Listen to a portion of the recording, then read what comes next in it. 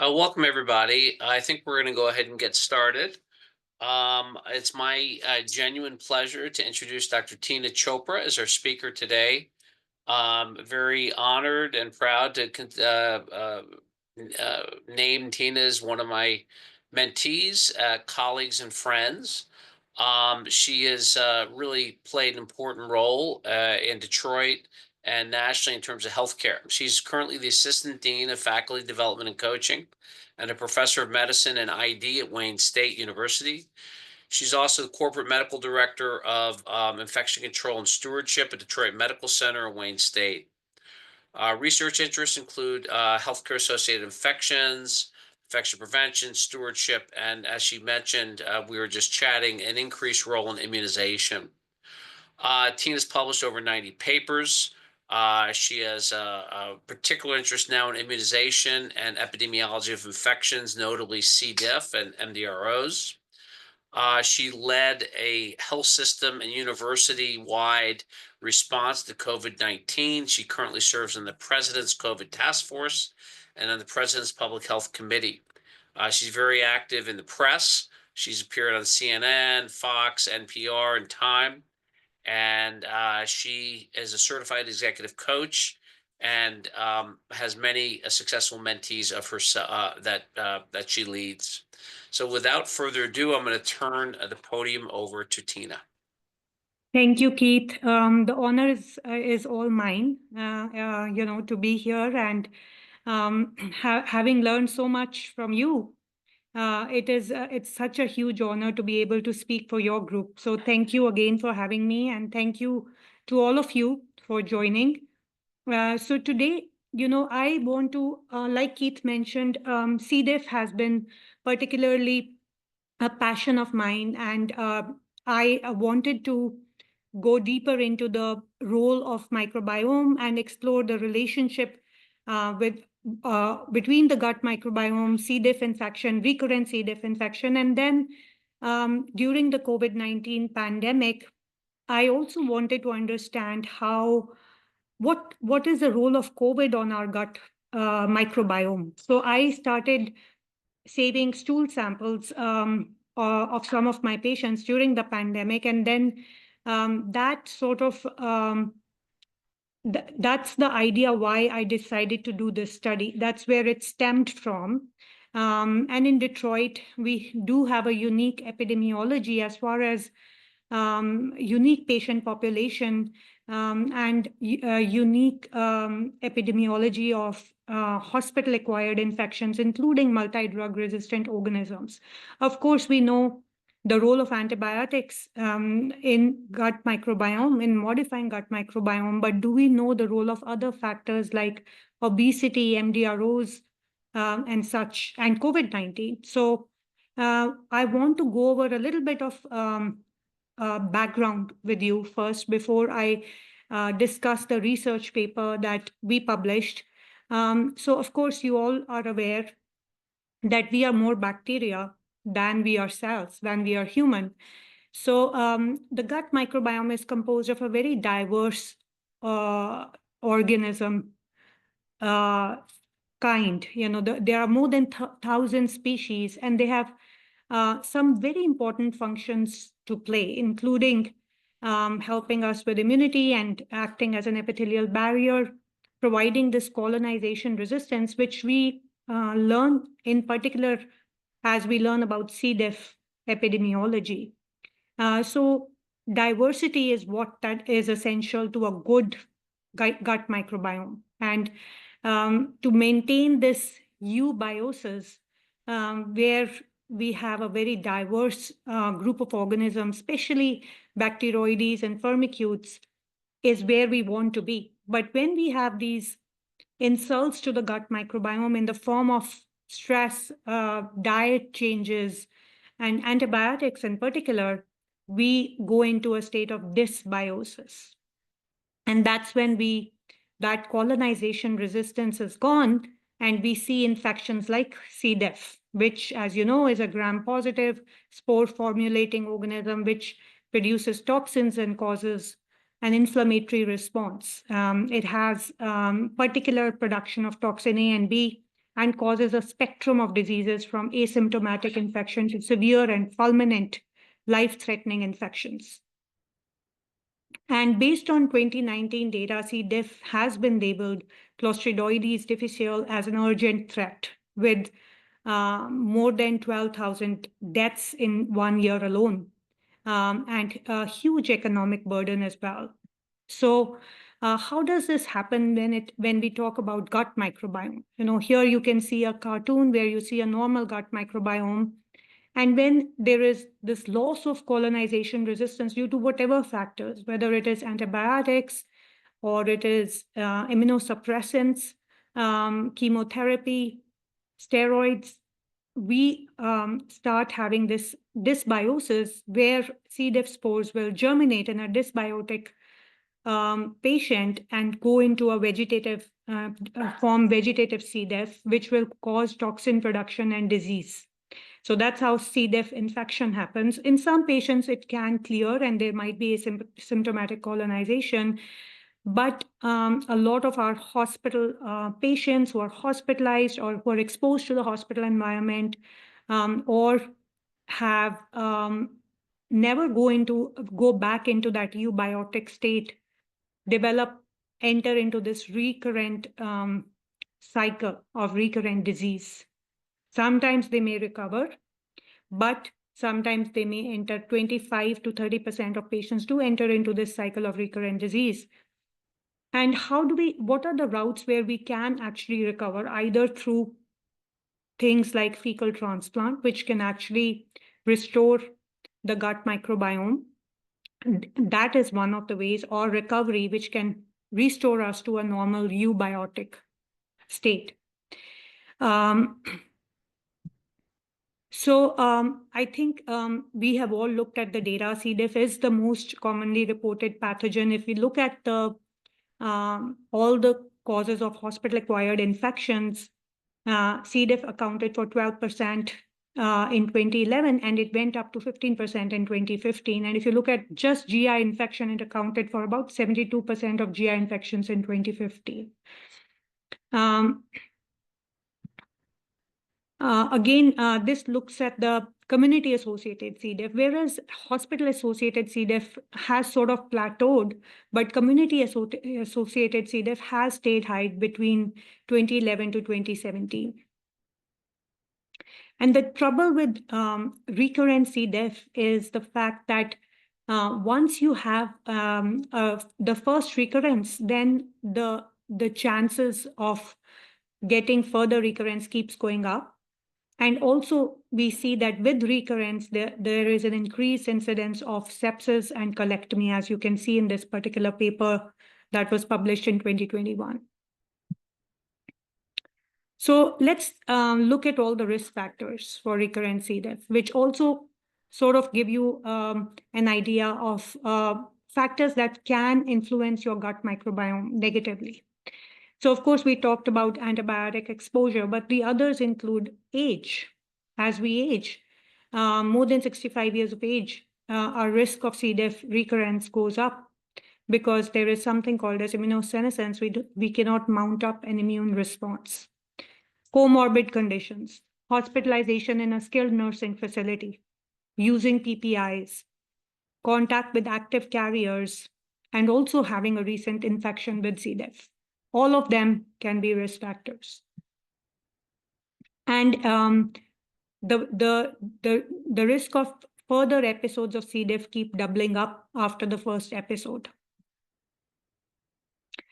The other factor with antibiotics is that concomitant or subsequent antibiotic use can further threefold increase the risk of recurrent C. diff. So even with a single dose of antibiotic, there is a risk. And if antibiotics are stopped, there's a risk of recurrent C. diff in 3 months post-treatment. So let's look at this particular slide where we are looking at how the fecal microbiome is altered with recurrent C. diff infection. So the ones in gray bar are the control. The phylotypes of microbiome in a control And these are the phyllotypes in orange with initial C. diff infection. And the blue ones are the ones in recurrent C. diff infection. So you can see, as in this particular green highlighted box, in patients with recurrent C. diff, you can see more firmicutes and more proteobacteria. So proteobacteria have taken over, whereas in a patient who has control, the control has less of proteobacteria, more of bacteroides and firmicutes. As you can see here, in the first three ones are control, and then this is initial C. diff, which also shows good amount of bacteroides, good amount of firmicutes, some proteobacteria. But in the recurrent C. diff, you can see more vericomicrobia and proteobacteria that have taken over. And that's the change in the microbiome. So let me give you a little bit background about what happens with what is alpha diversity of gut microbiome, and what happens with we have seen the obesity being highlighted as a risk factor for altered gut microbiome. What is it that we know about obesity, and what is alpha diversity of the gut microbiome? This is an important definition because we do use alpha diversity to measure both richness and evenness of gut microbiome.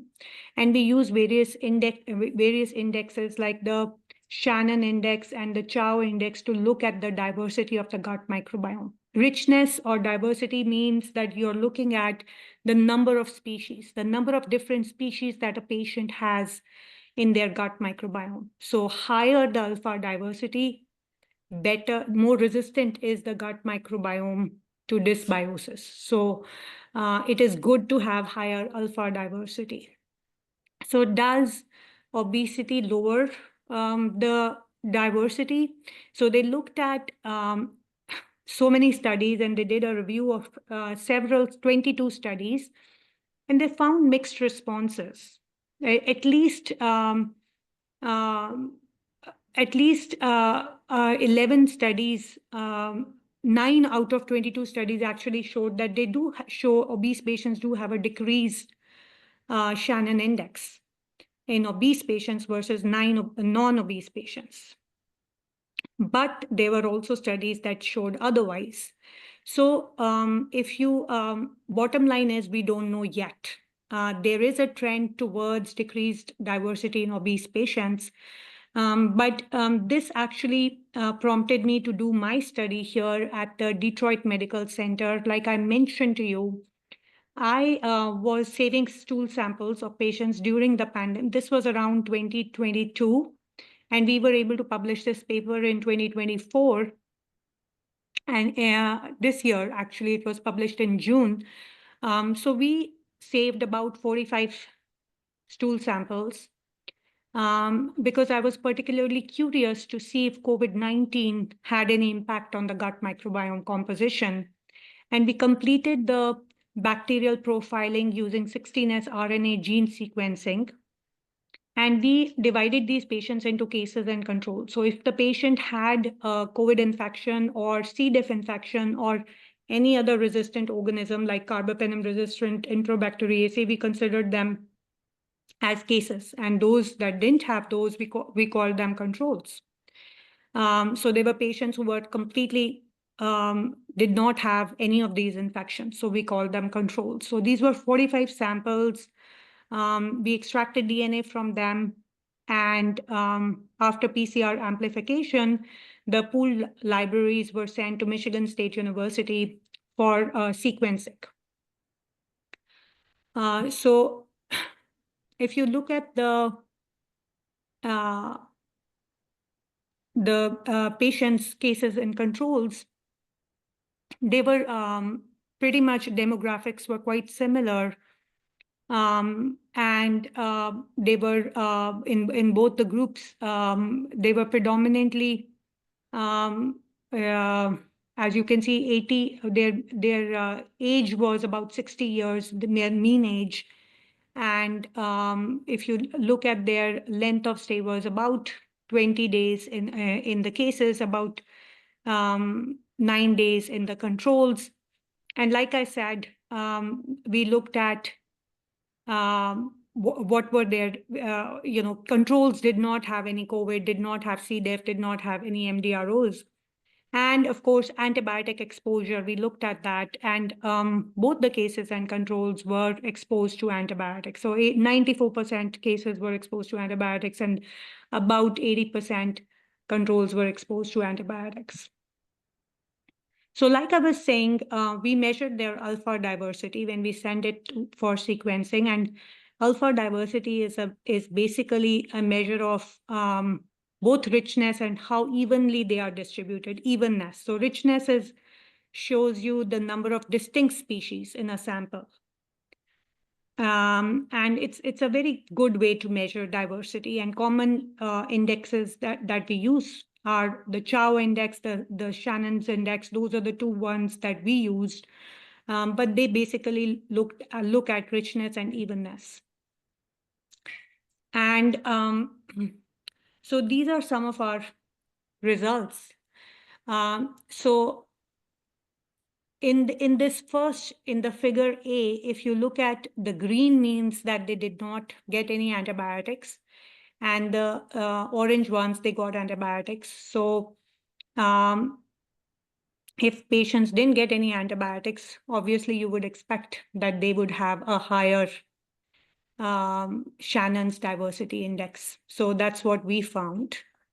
Now, if you look at the graph here, which is B, you will look at the green ones are low weight, so less than 80 kgs. We do have a high obese population here in Detroit, predominantly African-American population, and their mean weight was 80 kgs. So if you look at the low weight is in green, and higher weight, more than 80 kgs, is in orange. And remember, all of these patients were collected from patients after antibiotic exposure. So you can see that the antibiotics had a stronger impact on the gut microbiome composition of low weight subjects. So surprisingly, the Shannon's index was actually higher in the obese population than in the non-obese population. So the lower weight individuals were more sensitive to the effect of antibiotics, probably because that's why we always give antibiotics, weight-based antibiotics. But this was something surprising for us. And here in C, what you can see is that vanco and carbapenems, they significantly decrease the chow richness. But if we split it by weight, only the low weight subjects had significantly decreased chow index. And in the D one, you can see that if vanco and carbapenem of all the antibiotics had the highest impact, and those that were treated with vanco, we saw a lot of clostridioides in those, and then carbapenem treated individuals had a lot of pseudomonas seen in those. So moving on, we can also see when we did linear modeling of gut microbiome diversity, it decreased in response to the number of MDROs. If patients had one MDRO versus 2 versus 3, the index kept on decreasing. More the number of MDROs, less the Shannon's diversity index. And one of our major MDROs were E. coli. And the decrease in this diversity was higher in individuals who were obese, so who were more than 80 kgs, which you can see here. For example, these patients in green are negative for MDROs, whereas in orange had MDROs, so they had a lower Shannon's index here, as well as a lower Chow index. So which really points out that obese people were more sensitive to colonization with MDROs versus with antibiotics. So their gut microbiome was more sensitive to MDRO colonization. So of course, I wanted to understand the effects of COVID-19. I wanted to understand whether age, like being in a nursing home or having a C. diff infection, had an influence on the gut microbiome, but they did not significantly impact the gut microbiome. What really impacted the microbiome was, of course, antibiotics, but also body weight and infection with MDROs. And again, this is a very, very small study. There were only 45 patients, but it does align with what we have seen in the literature as far as effects of various factors in the gut microbiome. There is not much around MDROs, but this is really interesting, and I wanted to share this data with you and see if you have any comments or if you have seen something similar or done some similar studies. But this is all I have, and I'll be happy to answer any questions.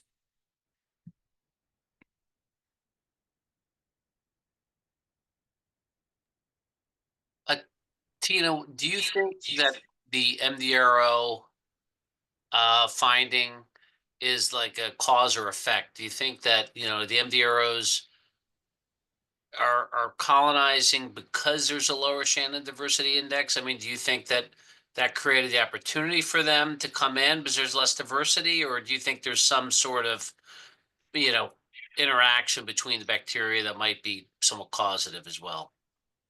I think that's a great question, and I don't think from this study we can answer that question. But if we were to collect a series of stool samples on patients, whether they were colonized or infected at various periods of time, then we may be able to answer it and compare their gut microbiome and their diversity at various times. We may be able to answer, but yes, it's a great question, but I don't know the answer based on this study. And I think Ron has a question.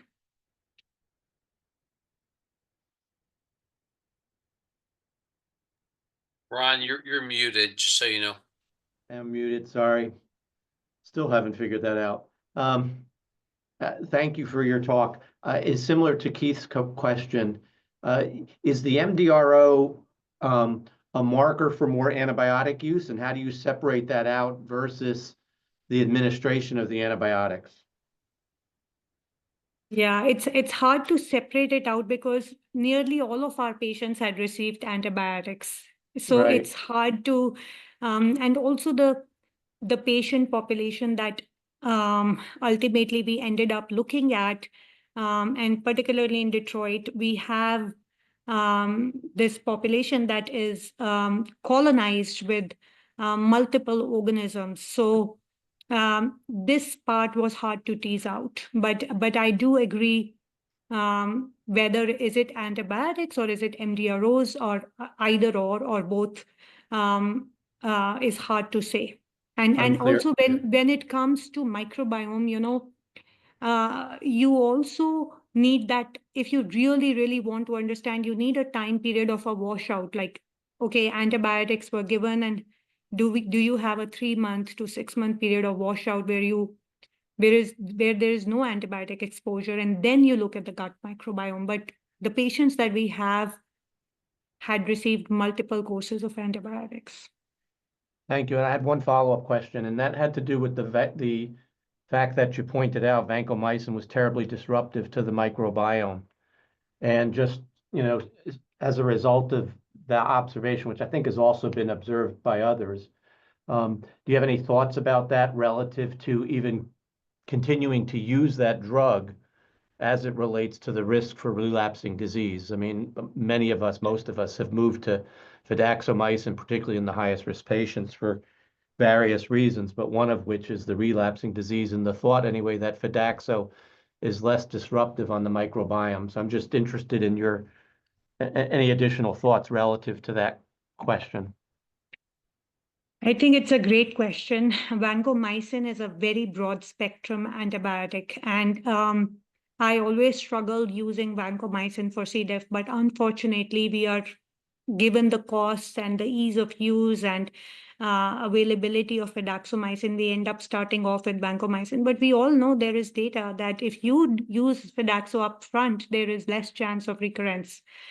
Given the fact that fidaxo is less disruptive to the gut microbiome, it's more narrow spectrum, and yet we are using vancomycin all the time and causing damage to the gut microbiome. So yes, I do agree with you. We shouldn't be using vancomycin, and I hope that this is something that can change in the guidelines moving forward.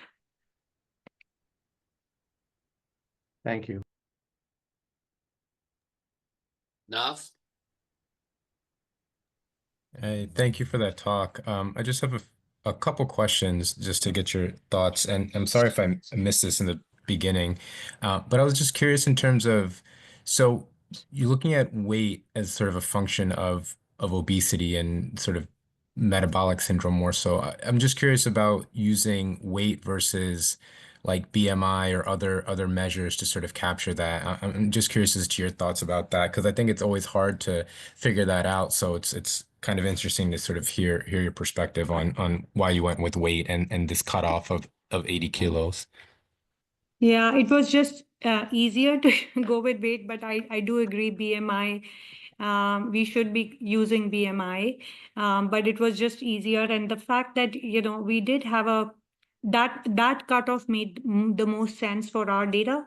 So we ended up with 80 kgs, but there is data actually in Nature. I think it was published around the fact that obese mice, when there was a a fecal transplant done from obese to thin mice, the thin mice did become obese, and there is some data around that as far as it pertains to gut microbiome. So I think this subject there are gaps, and we need more research around it to understand the impact of metabolic syndrome / obesity on the gut microbiome. But as far as your question, I do agree with you. BMI is what we should be using.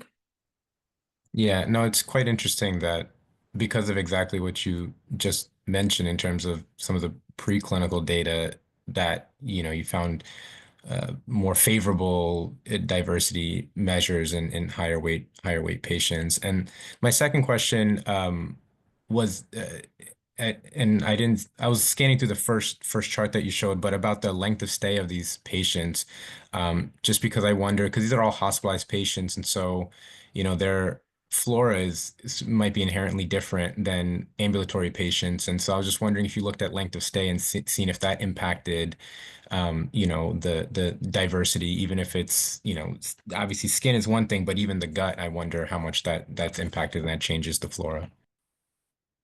Yeah, we looked at all of those. We looked at length of stay. We looked at history of C. diff. We also looked at having COVID in the current admission or in the past, but none of them actually showed any significance in terms of diversity. So the factors that really fell out were antibiotics and body weight, and also MDROs. Now, MDROs and antibiotics may be collinear, I don't know, but those are the only ones that fell out. Okay, thank you. And you would imagine, like, patients who had COVID were given a lot of other drugs like steroids and initially maybe even hydroxychloroquine and remdesivir and others, but none of those had an impact on the diversity, which was really surprising to me.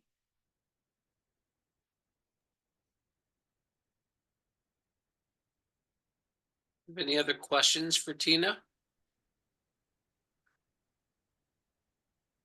Okay, well, Teena, thank you very much. We can give you guys back 28 minutes of your day.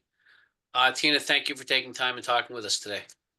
Thank you, Keith. Thank you for having me, and thank you all of you for joining. Have a great weekend. Bye-bye.